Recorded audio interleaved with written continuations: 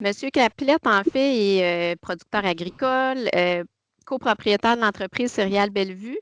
C'est un producteur très novateur, un pionnier au niveau de l'agriculture durable au Québec et ben, c'est un blogueur bien connu. Donc, en fait, je pense que vous n'auriez pas eu besoin de présentation.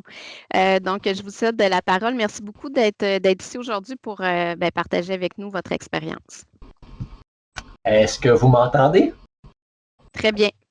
Ah, OK. Ben, merci à vous de m'avoir fait confiance. Je vais vous partager un petit peu, j'ai 20 minutes à vous partager un peu notre cheminement par rapport au projet pilote à l'évolution qu'il y a eu sur la ferme chez nous, puis ils ont fait réaliser plusieurs choses. Avant même le départ, on se trouvait déjà quand même allumé à ce niveau-là, mais on a réalisé qu'en cours de route, on était capable encore d'accélérer nos efforts puis d'être encore plus performants. Puis c'est un petit peu ça que je vais vous partager là, dans les 20 prochaines minutes. Là. Avant le projet pilote, nous autres, on avait déjà commencé la réduction des insecticides semences depuis 2013. Fait que 2013, on avait déjà du maïs sans insecticides semences. 2013, on a fait des essais avec l'agronome, il n'y avait pas énormément de différence. 2014, on a répété. Fait que quand on a commencé le projet pilote, bon, on était déjà à 50% de nos surfaces de maïs là, qui étaient sans insecticides semences. Au niveau des fongicides, il y avait seulement le maïs qui en recevait sur l'ensemble de toutes les cultures sur la ferme, ce qui veut dire 30% seulement des surfaces. Puis on avait même une partie de notre maïs, là, 80% des surfaces, sur lequel on faisait déjà des pulvérisations en bande. Fait que quand on a décidé d'embarquer dans le projet pilote, bon, on se disait, ben regarde, aujourd'hui, je pense qu'en 2020, ça, c'est quelque chose qui nous suit depuis un bon moment, là, mais on a tout le temps eu cet objectif-là d'être des agriculteurs performants. Mais excusez, là, on va essayer de couper tout ce qui rentre au bureau. D'être performant, mais de le faire de la meilleure façon possible là, pour éviter, moi, ce que j'appelle les effets secondaires. Fait que de se servir de tout ce qu'on.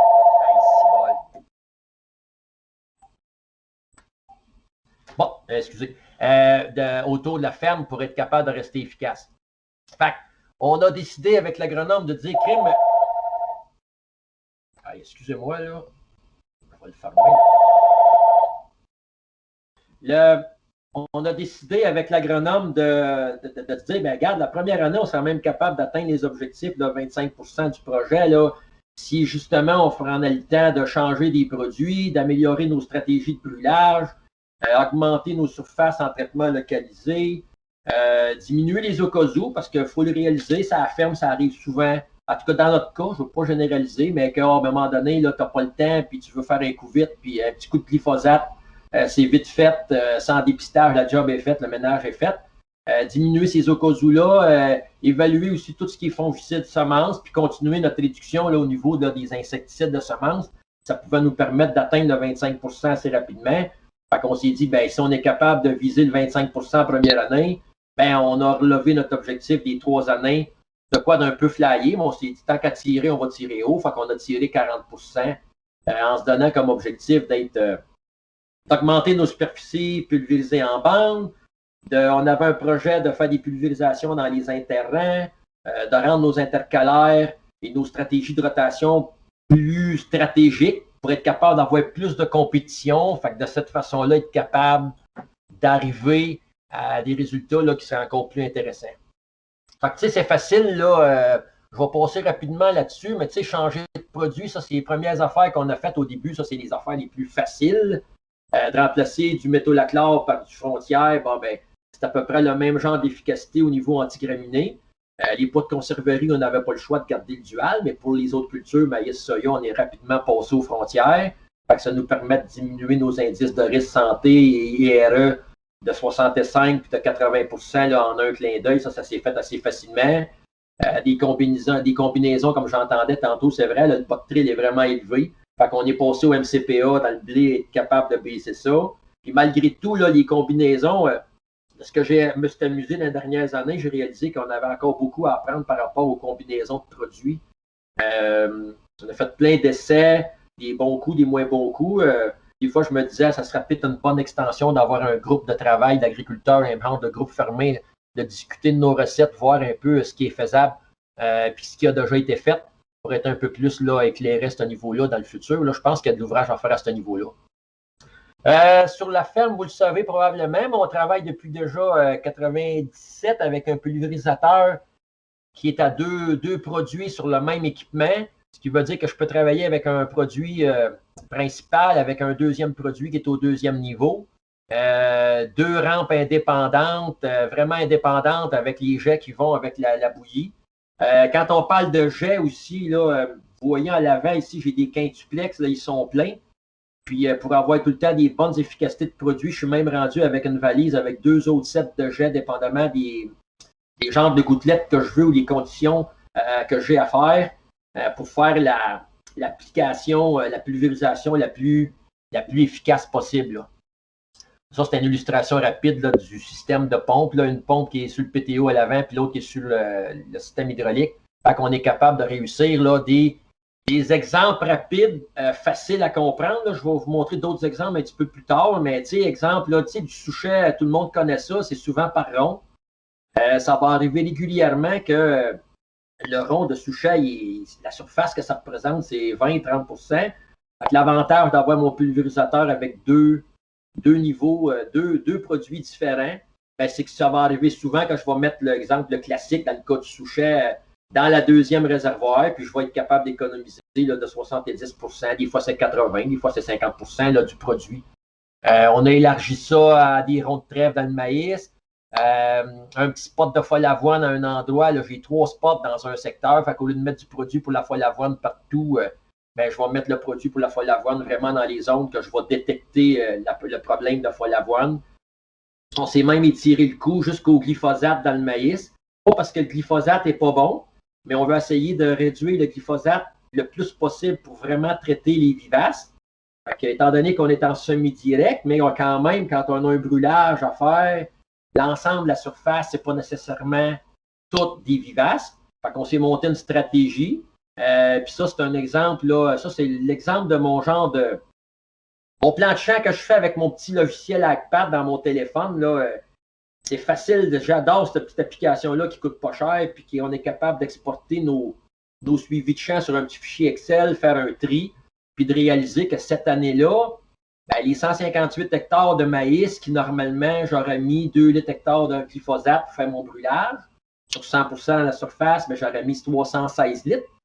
Cette année-là, étant donné que je me suis servi du glyphosate juste pour les ronds avec des vivaces, j'ai appliqué sur les 158 hectares seulement 73 litres, ce qui fait que je me suis ramassé avec une réduction d'application de glyphosate de 77% pour ce secteur-là. Je vous l'ai dit tantôt qu'on était déjà piqué, vacciné par rapport aux insecticides semences. Mais en 2018, on s'est fait demander de faire une vitrine de démonstration par rapport à notre bassin versant dans notre secteur pour partager un peu nos observations, partager des résultats pour que les agriculteurs puissent venir voir ça directement dans le champ. Fait qu'on a fait une vitrine en collaboration avec les gens du MAPAC là, de démonstration qui a été suivie par mon agronome là, hebdomadairement pour faire tous les suivis.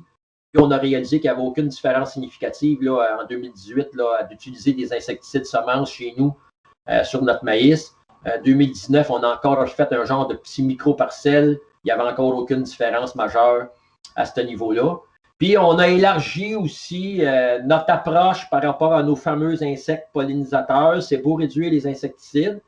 D'un autre côté, on a réalisé, moi j'ai regardé le projet pilote de réduction de pesticides, mais on parle souvent de métissage de techniques, puis de lutte intégrée, puis de pratiques agro-environnementales. Ça fait partie, la réduction des pesticides est aussi intégrée dans notre système de plan agro-environnemental d'être meilleur au niveau de la biodiversité générale de la ferme. Fait qu'on s'est dit qu'on a de moins en moins de fossés. Aussi bien se servir de nos bandes riveraines pour les rendre multifonctionnelles, puis d'en profiter pour aller nourrir nos insectes pollinisateurs sauvages et aussi là, nos abeilles qui sont de nos apiculteurs, en bout de champ, en mettant des plantes mellifères, puis etc. Là, au niveau là, des tours de champ partout. Là. Au niveau de la ferme, on est en train de repenser complètement notre approche pesticide, surtout par rapport à ce qu'on observe, par rapport à les observations qu'on a par rapport à notre bassin versant de la rivière Pot-au-Beurre. Tu sais, quand on a nos analyses d'eau, comme agriculteur, oui, on réalise qu'il y a peut-être 7, 8, 9 produits pesticides là, avec certains minéraux qui se retrouvent dans l'eau. Mais les pesticides qui font exploser nos indices de vie aquatique là, qui sont vraiment en haut, c'est vraiment les insecticides semences. Les autres pesticides qui se retrouvent dans l'eau sont extrêmement en plus petite quantité. Fait qu'on se disait comme agriculteur, mais si chacun chez nous, on se met à faire attention, puis on se dit, en commençant par chez nous, bien entendu, de se dire, à chaque fois qu'on se pose la question, si on peut au moins les éviter, surtout si on réalise qu'ils ne sont pas utiles, puis qu'en plus, on n'a pas de contrôle sur la stabilité de ces produits-là, puis qui se retrouvent dans l'eau, puis qui nous amène une pression qu'on trouve de plus en plus, on a une pression qui est de plus en plus intense par rapport soit à nos citoyens ou par rapport, puis c'est correct aussi, là, on ne devrait pas aujourd'hui en 2020, je pense, comme agriculteur, de dire, regarde, qu'est-ce que tu veux, j'ai pas le choix, il faut que je cultive, ça se retrouve dans l'eau, puis vous ferez ce qu'il faut avec l'eau après. Je pense que si on est capable de démontrer qu'on peut faire mieux, il faut tout mettre en œuvre comme agriculteur pour y arriver. Fait que, tu sais, on trouve ça plate quand on se fait enlever produit.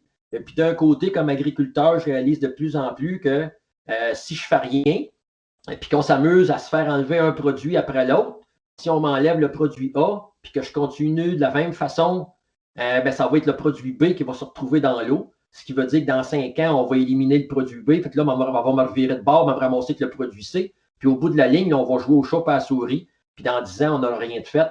Fait que moi, comme agriculteur, puis comme qu'est-ce qu'on parle au niveau de notre bassin versant, ce qu'on essaie de valoriser, c'est qu'on réalise que comme agriculteur, on sait en partant que 65% de tous nos effets secondaires qui se retrouvent dans l'eau, soit les minéraux ou les pesticides, c'est des pertes de sol.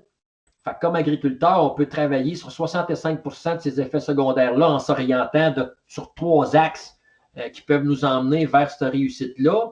C'est de faire du semi-direct, c'est d'avoir des brise-vents, d'avoir des couverts végétaux pour maintenir le sol en place, puis c'est de garder des bandes, en tout cas, aux normes minimales le plus possible. À 100%, ça devrait être ça partout.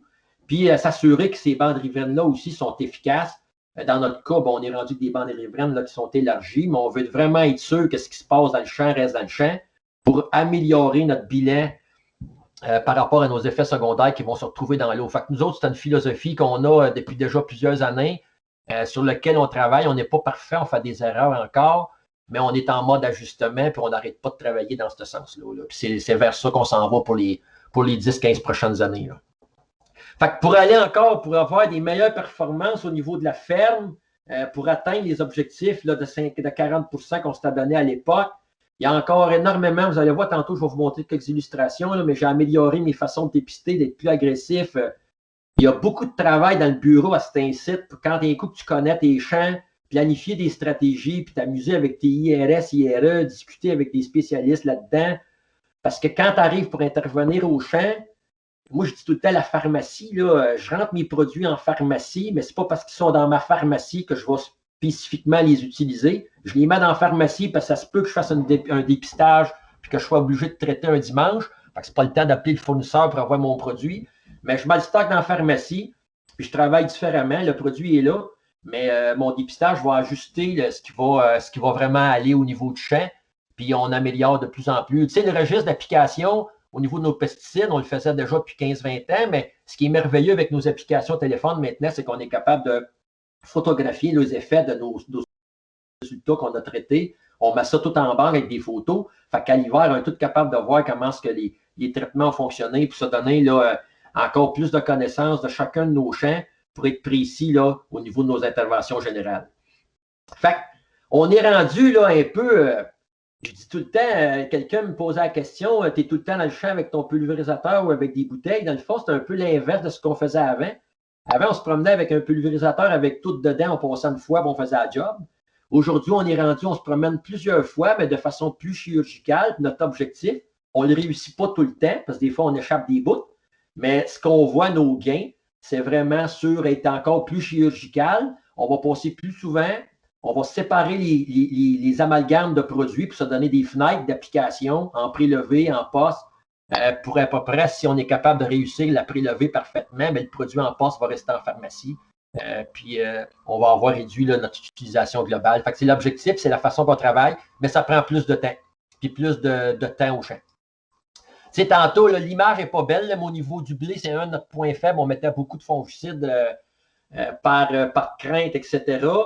Dans les dernières années, j'ai appris à travailler avec l'application AgroMétéo qui est capable de nous prévoir dans notre fenêtre dangereuse de 3 jours à l'avance. Là, elle est poche l'image parce que je n'avais pas pris mes images là, en les années d'avant. Mais si, exemple, ma zone à Saint-Robert, ici, là, je suis en vert, puis il y a un peu d'orange ici, puis moi, je suis dans la bonne zone, si je regarde mes 3 jours, ça peut me garantir de sauver mon produit fongicide, m'envoyer les mêmes résultats, je n'aurai pas de fusariose, etc. Fait que ça, c'est des outils qu'il faut travailler de plus en plus à la ferme. Quand je vous parlais de diagnostic et de dépistage chirurgical, c'était un de mes objectifs au début parce que j'avais rien. Je le faisais à l'œil. Je faisais mon dépistage à l'œil puis j'essayais de spotter les spots avec mes yeux, mais ce n'est pas toujours évident. Là, maintenant, je suis capable de me trouver une petite application, je me promène dans le champ. Exemple, on va dire un exemple ici pour du souchet, là, mais tu arrives sur le bord, tu vois du souchet, OK, ça prend tel produit plus du classique, mais quand tu commences à te marcher, moi, je cherche le trou, fait que je localise tout mon spot. J'ai trouvé le truc maintenant d'arriver au garage, rentrer ça sur Google Earth, me faire un beau petit dessin. Je ne suis pas RTK en nulle part, mais je suis capable d'être assez intelligent quand j'arrive avec le pulvérisateur. Ici, je sais, c'est la deuxième rampe que je vous ai montré tantôt. Je vais continuer mon cheminement, puis je vais travailler à demi-rampe, etc. Fait que je vais être capable, dans un exemple comme ici, de travailler avec 80% moins de produits. Ça, je pense que c'est des techniques d'avenir. Beaucoup plus de dépistage, beaucoup plus de temps au champ, mais beaucoup moins de produits à la fin comme résultat. On a développé, c'est bizarre parce qu'on a un satteleur pour détruire les mauvaises herbes, mais on lui a donné une deuxième fonction quand je parle de chirurgie, c'est de travailler en mode tunnel. Étant donné qu'on pulvérise déjà le maïs en bande en semant ou dans le cas de nos haricots, bon, on est capable, puis on utilise aussi du maïs maintenant qui est sans insecticide, sans fongicide pour faire des tests. Quand on tombe en maïs tout nu, que j'appelle, on tombe automatiquement avec de la semence maïs biologique, ce qui veut dire qu'il n'y a pas d'OGM. Fait que ce qui veut dire que si je veux faire venir un petit brûlage ici, là, avec soit du Roundup dans le milieu du rang, Liberty, j'ai même essayé cette année du Eragon, un défoliant carrément, ben, il n'est pas homologué mettre du maïs, mais avec mes tunnels, je protège mon maïs, je mets mon Eragon ici, je fais mon brûlage. C'est un problème, une opération de plus, sauf qu'on l'a maillé avec le semis du couvert végétal, ce qui veut dire que l'appareil sème le couvert végétal en avant, puis à l'arrière, on est capable de travailler en tunnel. On a travaillé un petit peu plus grand avec. Ça fait 2 ans qu'on travaille avec, là, puis l'année prochaine, on devrait en faire encore un petit peu plus là, avec cet équipement-là. Regardez ce que ça a l'air, la pression de mauvaises herbes chez nous. L'arrosage en bande est vraiment concentré, vous savez c'est quoi, là. Puis les tunnels, on va venir brûler ce qui est dans l'entrepassage en venant sommer notre couvert végétal.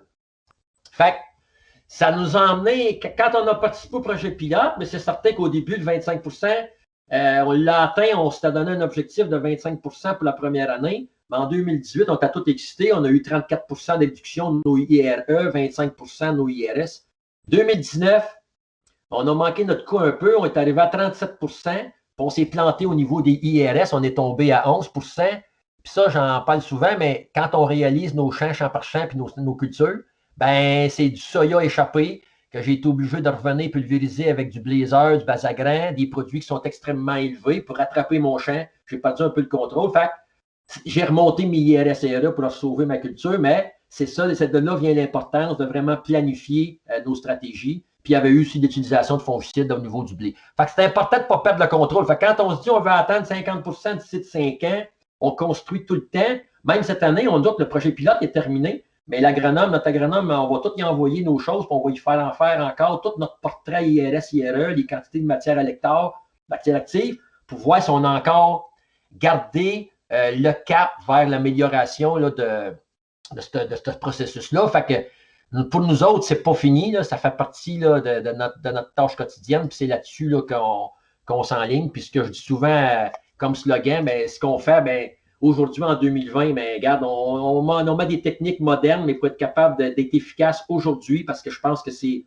l'avenir, mais on est en train de la faire déjà au champ là, en travaillant de cette façon-là. Là, au niveau de nos cultures, même si on est en conventionnel, moi je dis tout le temps, ben regarde, ça la ferme, là, on fait de l'agriculture hybride. Fait que c'est ça qu'on essaye de développer le plus possible. Fait que je vous remercie, je vais je vais arrêter le partage d'écran, là, puis je vais remettre le micro là, pour continuer là, la journée. Merci beaucoup de m'avoir écouté. Merci. On aurait le temps, je vais prendre une question. Je suis désolée, là, on est un petit peu serré. Oui, ben en fait, là, il y avait Geneviève Girard qui voulait juste savoir c'était quoi ton application que tu utilisais. Mon application pour faire mon dépistage? Je pense que c'est ça, oui. Oui, ça doit être ça. Ah, il faudrait que je vous le. Ah, c'est bon, le nom, ça s'appelle. C'est une application qui est assez. C'est pour ceux qui vont en forêt, bougez pas, me trouver le nom, je ne sais même plus par cœur. Ça s'appelle. Ah, non, je ne sais pas, moi je la vois pas. Ah, je vais vous la renvoyer par le chat tantôt. Voyons, quelle est mon application? Pas de problème, on peut faire ça plus tard. Ça s'appelle GPS Waypoint. GPS Waypoint Navigator. Puis je suis capable de taguer mes points. C'est un peu d'ouvrage parce qu'il faut que tu donnes le nom à qu'est-ce que tu vois. Fait que là, j'énumère mes mauvaises herbes au fil du temps que je me promène. Puis là, je suis capable d'envoyer ça par courriel à la maison. Fait que quand j'arrive au garage, je suis capable d'ouvrir ça avec Google Earth. Puis là, un coup, je suis Google Earth, je suis capable de voir tous mes petits pop-up que j'ai donné des noms. Fait que là, si je décide que la mauvaise herbe que je veux vraiment attraper, c'est une telle, mais là, je suis capable de dessiner mon rond avec mon Google Earth. Après ça, je renvoie ça dans mon téléphone. Puis là, je plante ça dans mon tracteur, puis je me promène avec mon pulvérisateur, puis je m'enligne sur mon téléphone pour m'orienter. Là. J'ai gossé pas mal pour arriver là, mais ça m'a pris 2 ans, mais je suis rendu. Ça vaut la peine. Oui, ça vaut la peine. Mais l'année prochaine, je devrais être capable d'en faire encore plus. Là. Peut-être juste une autre petite question rapide. Il y a Jordi qui dit « J'aimerais savoir, est-ce que c'est difficile de passer d'une culture à l'autre avec ton pulvérisateur double, puisque certains traitements sont faits sur une superficie non connue parce que c'est localisé? » Ça, c'est tordu. J'essaie d'évaluer le plus possible de ma surface par rapport à mon deuxième produit, parce que le réservoir il est vraiment petit. Puis ce que je fais, là, souvent, on a des séquences, fait que j'ai une période dans le produit, mais je m'organise pour être toujours, entre guillemets, là, short, là, le plus possible. Puis quand il me reste du produit, je me suis trouvé une façon. Dans ma pharmacie, j'ai deux réservoirs de vidange. Fait que je vais être capable de pomper mon deuxième réservoir là, parce qu'il reste, exemple, 10 litres dedans. J'ai un 1000 litres pour mes traitements soya et un 1000 litres pour mon maïs. Fait que là, je vais pitcher mon sous-produit dans mon 1000 litres pour le récupérer pour d'autres pulvérisations, pas de perte. Là. Mais en général, je finis par arriver quand même pas si mal. Mais c'est quand même un défi là, pour arriver juste, oui. Ben, c'est super, merci. En tout cas, je vais passer les commentaires dans le chat, là, puis clairement, le mot inspirant revient beaucoup. Fait que merci beaucoup.